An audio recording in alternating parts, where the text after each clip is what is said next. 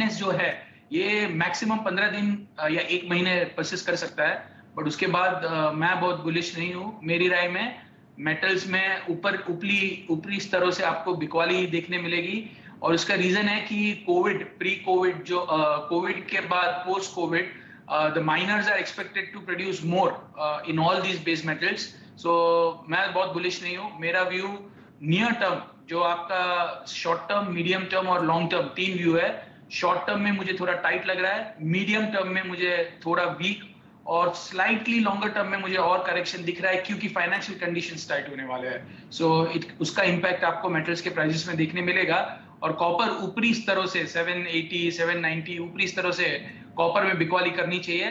Copper मुझे on the down side धीरे धीरे इवन 700 690 तक के लेवल स्टेज करते हुए देखने मिल सकता है।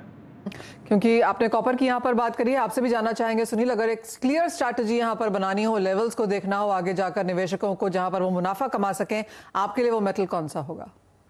जी मनीषा, मुझे लगता है कि कॉपर एक ठीक ठाक बेट रहेगा। हालांकि निकल और aluminium almost multi year high पे है, एल्यूमिनियम तो ऑल टाइम हाई पे है। तो अगर कोई इन्वेस्टमेंट ओरिएंटेशन रखेगा तो कॉपर एक फर्स्ट प्रायोरिटी के तौर पे देखा जाना चाहिए। एक तो कल के क्रैश के बाद इक्विटी मार्केट में आज रिवाइवल देखने को मिला था। कहीं ना कहीं मार्केट प्लेयर्स जो हैं, जो डाउनसाइड सप्लाई रिस्क जो एक्सपेक्ट कर रहे थे, वो कहीं ना कहीं वो ठीक ठाक होते हुए नजर आ रहा है। तो उसकी वजह से थोड़ा रिस्क एपेटाइट बढ़ा है, इक्विटी मार्केट में थोड़ा बहुत तेजी है। चाइना की तरफ से लिक्विडिटी इन्फ्यूज हो रही है।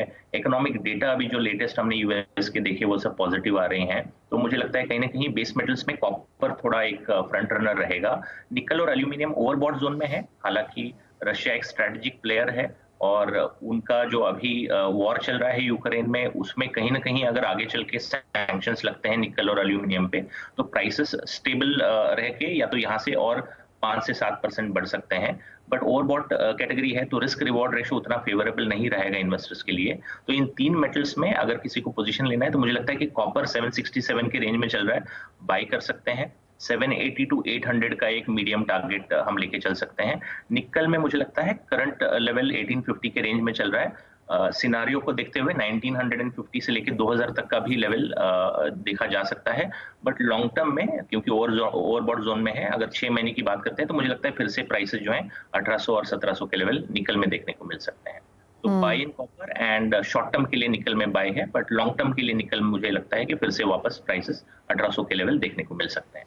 यानी कि एक क्लियर बात है, यहाँ पर एक बहुत क्लियर ट्रेंड देखने को नहीं मिलेगा। आपको यहाँ पर स्ट्रैटेजी बनानी है तो एक नियर टर्म के हिसाब से और एक लॉन्गर टर्म के हिसाब से बनानी होगी, जो कि बहुत ही यहाँ पर डाइवर्जेंट होने वाली है, यानी कि डिफरेंट होने वाली है। नवीन, आप मेटल्स एज अ स्पेस को कैसे देखते हैं? आपको भी लगता है कि एक सप्लाई रिएक्शन हम अच्छे से आता हुआ देखेंगे बाय सेकेंड हाफ, और एक जो मिसमैच अभी हम देख रहे हैं, जो डेफिसिट काफी हद तक मेटल्स में है, वो यहाँ पर क्लोज अप होता हुआ दिखेगा?